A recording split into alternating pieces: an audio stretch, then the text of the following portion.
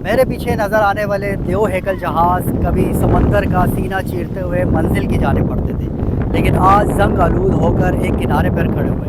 लहरें आती हैं, गुजर जाती हैं, लेकिन ये अपनी जगह पर कायम है। ये गुजरे हुए बेरहम वक्त की निशानियां हैं जो हमें देखने को मिलती हैं। और ये चाइना पोर्ट के बिल्कुल करीब है, जिसका मैंने नाम अपनी याददाश्त के लिए रखा है कोरियन बीच, क्योंकि किसी को मालूम नहीं कराची वालों को कि इस बीच का नाम क्या है, बस चाइना पोर्ट के करीब। तो मैंने इसको आपकी आसानी के लिए कोरियन बीच का नाम दिया है। तो यहाँ तक सबसे पहले मैं आपको बताऊँगा कि पहुँचते हैं कैसे हैं। मेरा नाम है शौकत उत्तरखेल, और इससे पहले आप मेरी बहुत सारी वीडियोस देखते रहे हैं और सबसे ज़्यादा व्यूज़ मुझे आप लोगों ने दिए हैं चाइना पोर्ट के ऊपर। तो मैं चाइना पोर्ट के बिल्कुल करीब हूँ, और इससे पहले भी मैं बता चुका हूँ कि चाइना पोर्ट तक आने का रास्ता क्या है, लेकिन मैं फिर रिपीट कर देता हूँ क्योंकि आज हमने पहुँचना है और आपने पहुँचना है कोरियन बीच पे। तो उसका सबसे आसान रास्ता है कि बिलावल चुरंगी से बिल्कुल सीधा आप आते हैं तो एक रास्ता आपके उल्टे हाथ की तरफ आपको सी व्यू की तरफ लेके जा रहा होता है या क्लिफ्टन की तरफ लेके जा रहा होता है, लेकिन आपने सीधे हाथ की तरफ मुड़ना है। तो बामुश्किल 1 किलोमीटर के फासले पे आपको यहाँ इतवार का लंडे बाज़ार या संडे बाज़ार, दोनों में से जो आप नाम देना चाहें, या लोग कहते हैं मुझे नहीं अंदाज़ा, एक बाज़ार लगता है। उस बाज़ार से बिल्कुल निकलेंगे तो पार्किंग वगैरह से एक कच्चा रास्ता सीधा चाइना पोर्ट की तरफ जा रहा है। लेकिन जैसे ही आपको चाइना पोर्ट का समंदर नज़र आ जाए तो उससे पहले ही आपको सीधे हाथ पे एक छोटा सा कच्चा रास्ता आते जाते दिखाई देगा। अगर आप इतवार वाले दिन आएंगे तो आपको आसानी ये हो जाएगी कि बाइक वाले लोग आते जाते या रिक्शे पे आपको नज़र आ जाएंगे।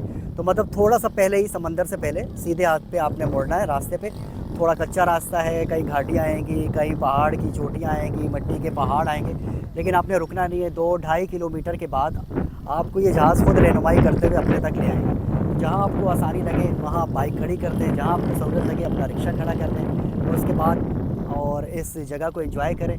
यहाँ के मज़ीद मनाज़िर मैं आपको दिखाता हूँ। अभी मैंने आपको सिर्फ एड्रेस बताया था ताकि शुरू में ही लोगों को पता चल जाए कि भाई यहाँ तक कोरियन बीच तक पहुँचना कैसे है। कोरियन बीच पे आते ही सबसे पहले आपको ये देव हैकल जहाज़ नज़र आएगा, जहाँ से मैंने अपनी वीडियो का आगाज़ किया है। इसके बाद भी 1-2 जहाज़ है जो बिल्कुल करीब करीब, मतलब उस पर आप चढ़ भी सकते हैं। इस पर तो लेबर काम कर रही है तो चढ़ना मना है, मैंने ट्राई की थी।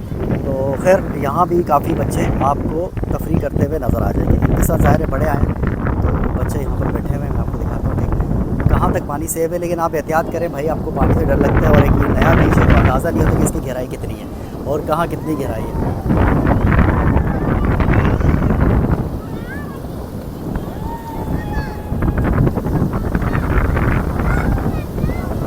कुछ बड़े और बच्चे यहाँ तक नहाते हुए नज़र आ रहे हैं मुझे, और उससे पीछे भी 3-4 बच्चे हैं वहाँ तक गए हुए हैं। मेरे ख्याल से वहाँ तक जाना ख़तरे की अलामत है। आप लोग किनारे किनारे तक रहें, ज़्यादा अच्छा है। तफरी के लिए आते हैं तो तफरी को जो है ना किसी खौफनाक हादसे का शिकार ना करें। तो ये बच्चियाँ डर रही हैं, अपने वालिदैन के साथ आई हैं, लेकिन सही कि हाथ पकड़ के सबसे साथ हैं और बड़ी एहतियात के साथ ये लोग तफरी कर रहे हैं। अच्छा, ये मेरे साथ आए हुए थे, मैंने बताना भूल गया था कि शान और अरूबा, इनकी कुछ वीडियोस मैंने बनानी आज। इनकी कॉमेडी वीडियोस चल रही होती हैं, इनका एक अलग चैनल है, तो व्लॉग के साथ साथ इनकी वीडियोस भी मैं बनाऊंगा आज।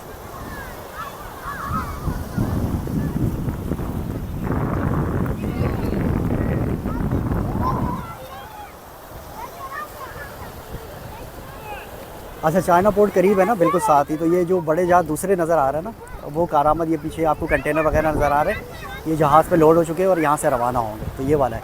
और जिस जहाज़ की मैं बात कर रहा था, यहाँ से आपको थोड़ा सा नज़र आ रहा होगा, मैंने वहाँ तक जाना है, करीब से भी आपको दिखाऊँगा मैं।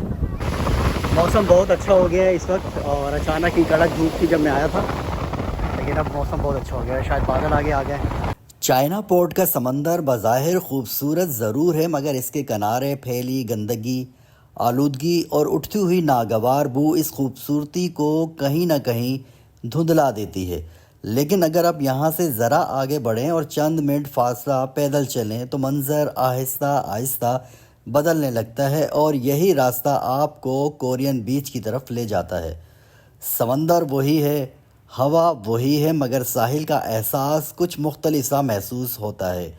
लहरों की आवाज़, खुला आसमान और समंदर के करीब चलने का ये मुख्तसर सा सफ़र चाइना पोर्ट की भारी फ़िज़ा से निकलकर एक निस्बतन पुरसकून साहिली मंजर तक पहुंचा देता है। यूं लगता है जैसे कराची के इसी समंदर ने अपने अंदर एक और छोटा सा साहिल छुपा रखा हो, जहां पहुंचने के लिए बस कुछ कदम आगे बढ़ाने पड़ते हैं।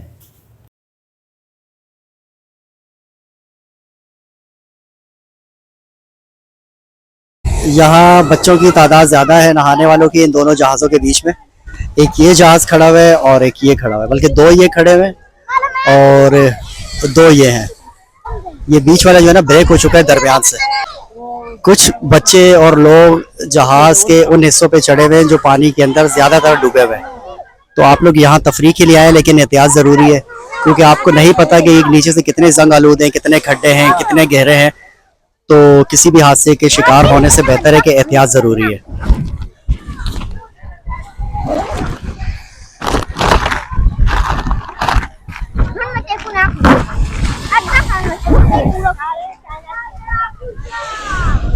कुछ देर के लिए बादल आए थे लेकिन फिर दोबारा धूप निकल आई है जिससे मंजर और खुलकर सामने आ गया। लेकिन जहाज के पीछे एक और थोड़ा सा एरिया है जो और ज्यादा दिलकश नजर आता है।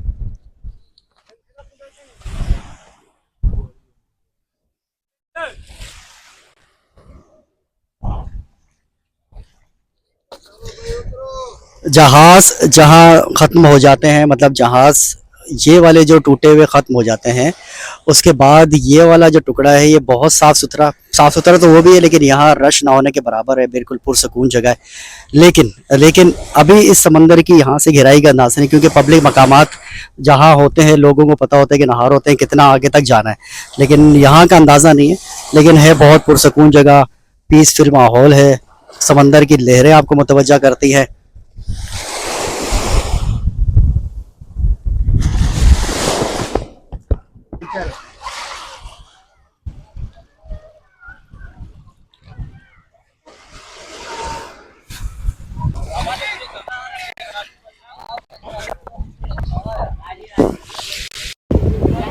जैसा कि मैंने बताया था कि ऊपर से अंदाज़ा नहीं होता कि जहाज़ अंदर से कैसे कटे पटे हैं, कितनी गहराई है, कौन सा खड्डा कहाँ पर है। तो देखिए जहाज़ के ऊपर इस तरह के घेरे घेरे बड़े गड्ढे भी हैं और ये वाला सिर्फ ऊपर नज़र आ रहा है, नीचे अंदाज़ा नहीं है कि भाई जंग आलूद है। ऐसा ना हो कि बंदा इसके अंदर उतरे और उतरते ही चला जाए। तो ऊपर चढ़ के दिखाने का मकसद यही है कि आपको अंदाज़ा हो जाए कि जहाज़ ऊपर से कैसा है। ये दायरे इस तरह के खड्डे, हाँ, जहाज का खूबसूरत नज़ारा। कभी ये पानी में तैरता होगा तो क्या शानदार तरीके से भागता होगा ये।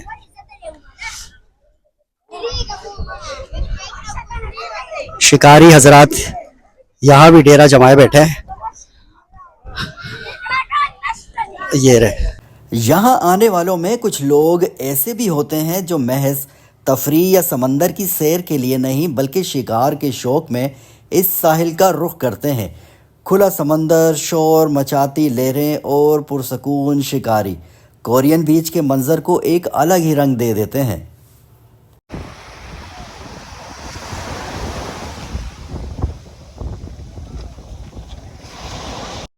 कोरियन बीच की खूबसूरती इसकी सादगी में छुपी हुई है। यहाँ ना बड़े बड़े तफरीही मराकज़ हैं, ना शोर शराबे की भरमार, बल्कि एक खुला समंदर है, साफ शफाफ पानी है और साहिल पर फैला हुआ एक ऐसा मंजर जो कराची के समंदर का कदरे मुख्तलिफ रूप दिखाता है।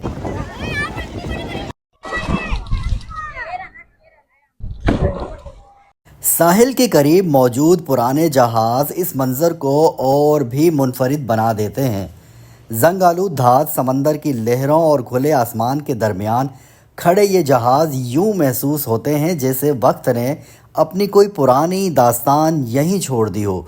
लहरें इनसे टकराती हैं तो माजी और हाल एक ही मंज़र में सिमट आते हैं।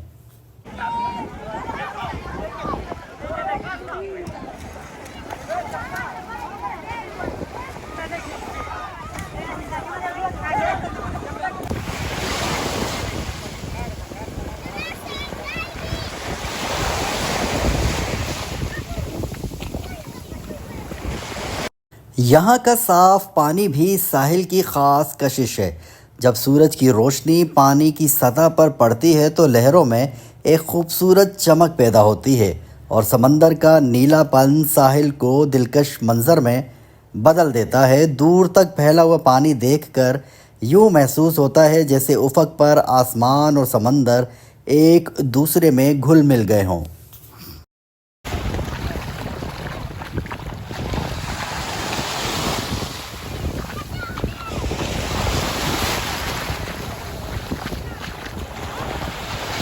यहाँ आकर महसूस होता है कि समंदर सिर्फ देखने की चीज़ नहीं बल्कि अपने अंदर बेशुमार कहानियाँ, मेहनतें, यादें और ज़िंदगी के रंग भी समेटे हुए है। कोरियन बीच की असल खूबसूरती शायद यही है कि यहाँ फितरत भी है, माजी की झलक भी है और समंदर से जुड़ी हुई एक हकीकी ज़िंदगी भी है।